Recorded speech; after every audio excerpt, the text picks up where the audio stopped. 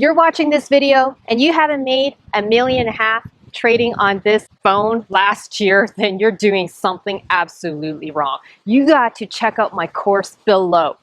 Okay, I'm just joking. That was just a joke again, you guys. So in today's video, I want to talk about the 5 different ways you can build out a passive income of $36,000 using stocks. Hey everyone, as I'm going through each of these strategies, I'm going to talk about the speed and the capital required to collect this passive income. Now, there's varying degrees of speed, like how quick it is, how long it takes, and also how much capital it takes. Now, if you are very new to investing, or you're just getting restarted in your investing journey and you really want to build multiple streams of income, you must hit the subscribe button and that bell notification button to get the latest and greatest videos on investing, real estate, and stocks in Canada for free every single week. Now, the first strategy is the get rich slow method, which is literally you start saving up every single month with as little as $5,000, and then you consistently save every single month. You know, you could start with $500 a month and then get up to $1,000 a month, and then start investing in ETFs like index funds. And with the index funds, over the very, very, very long term, you can get an 8% return on investment. So if you do this consistently over a 25-year period, you get to $1 million. And then once you hit the $1 million, then you could start drawing down your $1 million portfolio at 3.5% or 4% yield, 4% drawdown, and you'd get, $36,000 to $40,000 a year. The problem that I have with this strategy is that what if you live longer than the expected lifespan? Maybe you live to 100 or 110 years. So I would be a little bit afraid of running out of money by drawing down my principal money. So a lot of people would convert their $1 million portfolio to dividend paying stocks so that you can convert your $1 million to 4% or 3.5% dividend paying stock, and then you get this reoccurring passive income every single year. That's actually a better way of doing it. Now, the downside of this strategy is that you have to start drawing down on the entire principal of that portfolio. So if you start taking out money and draining it, you could potentially run out of money, especially if you live to 90 years old or 100 years old, or maybe you want way more than $36,000 or $40,000 from your portfolio. Well, definitely you'd be running out of money much earlier during your retirement. And I think another downside to this strategy is that I personally would love to live today, enjoy my life today, rather than waiting till 65 to really take a step back from my career and then go on a bunch of adventures. Why can't you do it now? Which is why I'm going to talk about faster strategies just a little bit later.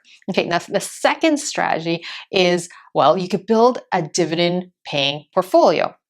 So the rule of thumb is that if you want to collect $1,000 of dividend income every single month, you need at least $300,000 to get $1,000 every single month. So that means if you want $36,000 passive income today, you would need at least $900,000 today to get a $36,000 portfolio. Now, say you don't have $1 million portfolio or not even close to that. So let's talk about a situation where you require less capital. So that leads to my next strategy. So if you have less capital, you can invest in higher yield stocks. And a common approach is buying real estate investment trusts or utility companies that just pay a higher yield.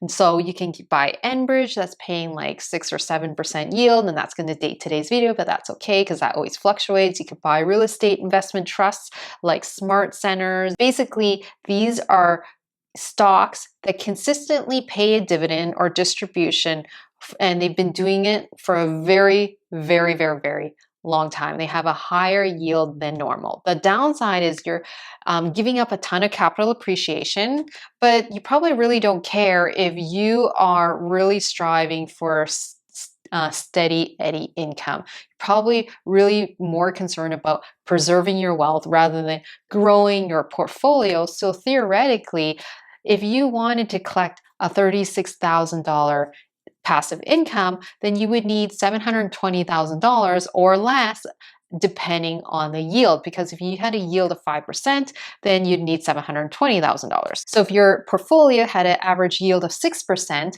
then you would only need $600,000, because 6% of $600,000 gives you $36,000 a year. So you get my drift. The higher the yield, the less money you need. Now, if you're looking at really high yield stocks like covered call ETFs, I definitely have a video up here. You could check it out. I talk about the advantages and the disadvantages and the risks involved, but there's also some upside involved. So you can check it out here. But I would say like the strategy is just pick higher yield stocks, but just beware that you are giving up a lot of upside, capital growth, wealth. You're just looking for cash flow. Now, say you're like, Tracy, I do have some time, but I also don't have that much capital. Okay, so that leads into my next strategy. But how this strategy works is that you purchase dividend paying companies, preferably Canadian, because you could get them tax-free if you don't have a job. If you buy Canadian paying dividend stocks that continuously grow their dividends every single year, and you reinvest those dividends back into the same companies or buy more dividend paying stocks, then you could grow your dividends to and compound it over a 10-year period. So for example, if you invested $450,000 today, you'd get $18,000 of dividends today, because we're using 4% yield. Now, say you just let it sit, and then you took those dividends and reinvested itself and compounded over a 10-year period, then if you picked the correct dividend growth stocks, you could turn your $18,000 to $36,000 over a 10-year period, and you only invested a capital of $450,000. The reason why this works is because first, the company always grows their dividends. Secondly, you are reinvesting your dividends back into the same companies and not touching the dividends. You're not drawing out the dividends over any of that 10-year period. So with this compounded effect, it snowballs. What was $18,000 now has grown to $30,000, $36,000 over a 10, 15-year period. And this is how Warren Buffett did it with his Coca-Cola stocks, where he took his Coca-Cola stocks and I think he invested like over $1 billion, and he's got 50% of that income through dividends, through Coca-Cola over a 30-year period. So this is something that could definitely happen. And if you want to learn more about the dividend growth strategy and the criteria that you absolutely want to follow, check out that video up here, and be sure to check the link below where I give you a checklist and a beginner's guide to dividend growth investing. Check out the link below and watch my video up here, okay? Because they go together. Okay, Tracy, thanks for sharing all those strategies, because all those strategies require a ton of capital. What if I have some equity, but I don't exactly have $1 million? Well, that leads into my next strategy, which is using options. Now, fair warning, options is definitely for more advanced investors. If you already taken the time and you really know how to value stocks, you know how to pick growth stocks, you know how to pick dividend stocks, then it's a no-brainer to do options. So the option strategy is selling put options, which is essentially you are getting paid to wait to buy 100 shares of a stock when it hits a discounted price. And then someone's going to pay you some premiums, which is insurance for them to let go of their 100 shares to you. And by doing that, by selling this contract, you get paid. Okay, so in reality, if you have equity in your home and you're not reinvesting it, it's called dead equity. So maybe you don't have any more rental properties that you're really particularly interested in, or maybe you have a lot of business income just sitting in your corporation, not being invested. Or maybe you just definitely have a ton of cash and it's just more of your emergency funds. So this is a great way to actually leverage that basically big amount of capital that you have sitting around and leveling up.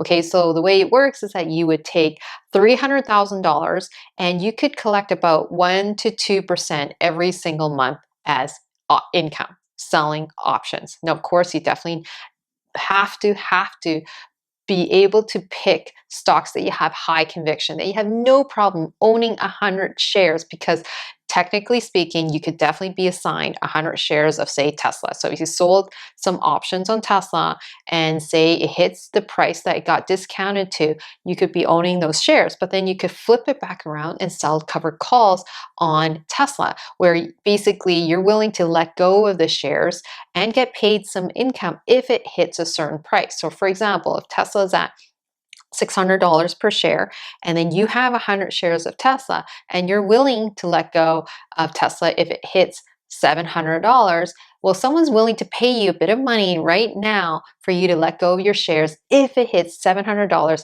on a certain day and at a certain price, which is $700. So I'm not going to talk about options today in much detail, but I would just say this is another strategy where if you have some equity or some cash sitting in the account, you have some money just sitting there not doing anything, this is a great strategy where you just have the capital, you don't necessarily need to use it, and you use it as collateral to be able to buy 100 shares of a stock at when it hits a certain price on a certain day, and then you collect some income. You could be collecting income every single week or every single month.